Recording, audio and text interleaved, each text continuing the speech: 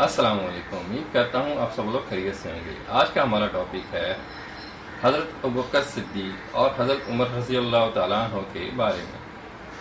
تو چلیے مولانا اجمل حضرت صاحب کی زبانی یہ بیان سنتے ہیں۔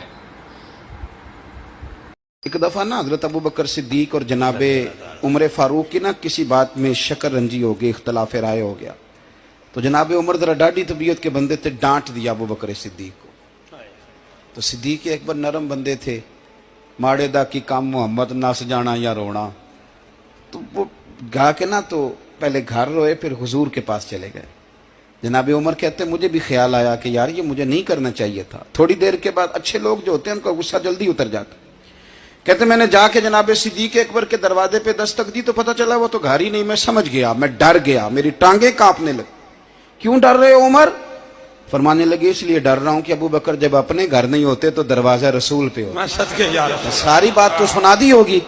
فرماتے ہیں میں نبی پاک کی بارگاہ میں پہنچا، سامنے ابو بکر بیٹھے ہیں، پشت مبارک میرے کریم رسول کی کعبے کی جانب، چہرہ صدیق اکبر کی جانب، دونوں کی گردنیں جھکی ہوئی۔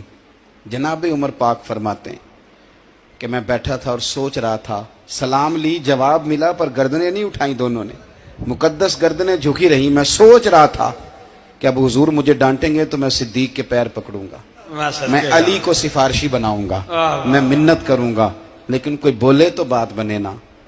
کہتے ہیں جب دیر ہو گئی، یہ سکوت بھی بڑا مشکل ہوتا ہے، اوہو اگر کبھی وہ چپ کر جائے تو یہ بھی بڑا مسئلہ ہے، محبوب بھی چپ کر جائے۔ کہتے میں بڑا پریشان ہوا، جب میرا کلیجہ منہ کو آیا نا تو جناب عمر کہتے میں بولنے لگا تو آنسو میرے پہلے نکل گئے۔ اللہ اکبر۔ کہ میں نے رو کے کہا سونیا بھول گیا تھا، میں گیا تھا ابو بکر کے گھر معافی مانگنے، پر یہ یہاں آ گئے۔ یہ میرے دوستو اسے میری تقریر نہ سمجھنا، میرے رسول پاک کے یہ اصل لفظ آپ کو کتاب میں ملیں گے، آپ طبقات ابن سعد اٹھا کے دیکھیں۔ جناب عمر کہتے ہیں میں نے عرض کی حضور میں نے غلطی سمجھ لی تھی، میں گیا تھا ابو بکر کے گھر حضور، میں بھول گیا تھا۔ فرماتے ہیں نبی پاک نے جب گردن مبارک اٹھائی تو حضور کی داڑھی آنسوؤں سے بھری ہوئی، اور لفظ کیا تھے؟ فرمایا عمر تم میری خاطر میرے ابو بکر کو معاف نہیں کر سکتے تھے؟ اب بات کو سمجھیں، یہ نہیں فرمایا ابو بکر نے غلطی نہیں کی، فرمایا چھوڑ نہیں سکتے تھے، تم میری وجہ سے میرے صاحب کو چھوڑ نہیں سکتے تھے۔ پھر حضور نے فرمایا عمر یہ سارا مکہ تلواریں لے کے مجھے قتل کرنے آتا تھا، یار یہ اکیلا تھا، اس نے کھول کے بازو کہا تھا کہ جو حضور تک جائے گا میری لاش سے گزر کے جائے گا۔ فرمایا دنیا بھول جاتی ہے، مجھے یاد ہے ابو بکر صدیق نے مال بھی دیا، اولاد بھی دی، میری خاطر چھوڑ نہیں سکتے تھے؟ جناب عمر کہتے ہیں میں اس کے بعد سمجھ گیا کہ میرے مصطفیٰ کی رضا اسی میں ہے کہ ابو بکر کو راضی رکھا جائے۔ سبحان اللہ۔ آپ مہربانی سنو، اب فوراً سنو، فوراً اس کے بعد نبی پاک علیہ السلام نا شارع ہیں دین کے، حضور جو چاہیں کسی کے لیے حلال کر دیں اور جو چاہیں کسی پر حرام کر دیں۔ ایک شخص نے کہا تھا حضور 3 نمازیں پڑھوں گا، اس شرط پر مسلمان ہوتا ہوں۔ فرمایا 3 ہی پڑھنا، کلمہ تو پڑھنا۔ حضور شارع ہیں، علماء اس لفظ کو جانتے ہیں، میں زیادہ کھولتا نہیں۔ ہر شخص کو اجازت ہے، اگر حقوق ادا کر سکتا ہے تو ایک وقت میں 4 نکاح کرے، اسے اجازت ہے۔ اگر حق دے سکتا ہے تو اجازت ہے۔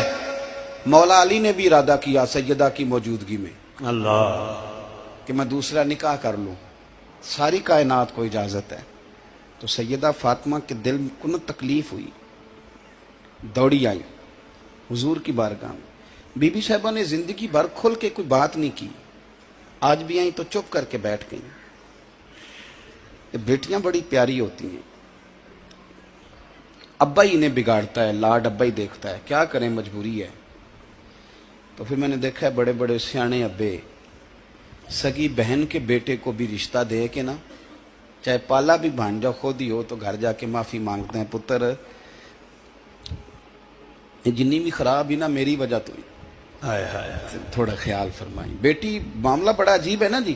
تو سرور کائنات کے پاس سید آئیں تو تھوڑے آنسو آنکھوں میں آئے۔ فرمایا فاطمہ کیا ہوا؟ عرض کی حضور کچھ بھی نہیں، سب کو جائز ہے تو علی کو بھی تو جائز ہے نا، نکاح کرنا چاہ رہے ہیں۔ حضور نے خطبہ دے دیا، مسجد میں لوگ جمع کر لیے، آج کس لیے اجتماع ہے؟ جہاد کی تیاری ہے، کوئی نئی آیت آئی ہے، فرمایا آؤ سارے مسجد میں. خطبہ کتنا مختصر سا، مختصر توجہ ہے میرے بھائیوں کی. جی بسم اللہ. ادھر دیکھو، میرے مختصر سا خطبہ، 2 حرفی بات. حضور فرمانے لگے بھئی میری بات غور سے سن لو، یہ جو فاطمہ ہے نا یہ میرے جگر کا ٹکڑا ہے، بدعت منی ہے، یہ میرے جگر کا ٹکڑا ہے. جس نے اسے راضی کیا اس نے مجھے راضی کیا، اور جس نے اسے ناراض کیا اس نے مجھے. ختم ہو گئی بات، 2 حرفی بات. حضرت مولا علی کہتے ہیں باقی سارے ایک دوسرے کا منہ دیکھ رہے تھے کہ آج اس خطبے کی کیا ضرورت. تو مجھے تو سمجھ آ رہی تھی نا. شیر خدا کہتے ہیں میں چپکے سے اٹھا اور سیدہ کے پاس گیا. میں نے کہا میں نے تو بات ہی کی تھی، تو پہنچ ہی گئی ہے. کہتے ہیں اتنی دیر میں حضور بھی آ گئے. فرمایا علی سن، سب کے لیے دوسرا نکاح جائز ہے، پر جب تک میری فاطمہ ہے تیرے لیے جائز نہیں. تو نہیں کر سکتا، تیرے لیے جائز نہیں. جناب صدیق اکبر کے لیے رسول پاک نے کہا میری وجہ سے چھوڑ نہیں سکتے تھے. سیدہ پاک کے لیے فرمایا جب تک میری بیٹی ہے تیرے لیے جائز ہے. ادھر سنو، قرآن مجید نے کہا قل لا اسألکم علیہ اجرا. ہم آیت تبرک کے لیے ہمارے یہاں پڑھی جاتی ہیں اور تبرک کے لیے سنی جاتی ہیں. کائنات کا بہت بڑا ادیب شاعر سارے بندے کٹھے کر لے تو جو 2 لفظ قرآن پاک نے اہل بیت کی شان کے لیے کہہ دیے، مقابلہ نہیں ہو سکتا. بات کو سمجھیں. کسی درویش نے کہا تھا اصلاں نال جے نیکی کریے تے او نسلاں تاک نہیں بھول دے، تے بے اصلاں نال نیکی کریے تے پھل کنڈیاں نال تول دے. حضور نے بالکل کھول کے فرمایا کہ عورتوں سے محض ان کی خوبصورتی کی وجہ سے شادی نہ کرنا، اس لیے کہ خوبصورتی ان کو ہلاکت میں ڈال دے گی. اور فرمایا محض ان کے مال کی وجہ سے شادی نہ کرنا، مال ان کو سرکش بنا دے گا. یا رسول اللہ صلی اللہ تعالی علیہ وسلم پھر کیا کرے؟ تو محبوب فرمانے لگے ان کی دین داری کی وجہ سے ان سے شادی کرنا. اور یہ ابن ماجہ میں لفظ موجود ہیں. اللہ کے محبوب علیہ الصلوۃ والسلام فرمانے لگے کان میں سوراخ والی کالے رنگ کی باندی اگر دیندار ہو تو تمہارے لیے بڑی بہتر ہے. باندی ہو، رنگ سیاہ ہو، کان میں سوراخ ہو، اس سے نکاح کر لینا. شرط یہ ہے کہ دیندار ہو. رسول کریم صلی اللہ علیہ وآلہ وسلم سے پوچھا گیا کہ کون سی عورت بہتر ہے، تو آپ صلی اللہ علیہ وآلہ وسلم نے فرمایا وہ عورت سب سے بہتر ہے جب شوہر اس کی طرف دیکھے تو اپنے شوہر کو خوش کر دے، اور جب شوہر کسی کام کا حکم دے تو اس کی بجا آوری کرے، اور شوہر کی مرضی کے بغیر اپنے جان و مال میں تصرف نہ کرے. دعا ہے کہ اللہ رب العزت تمام مسلمان عورتوں کو اپنے شوہر کی فرما برداری کرنے کی توفیق دے.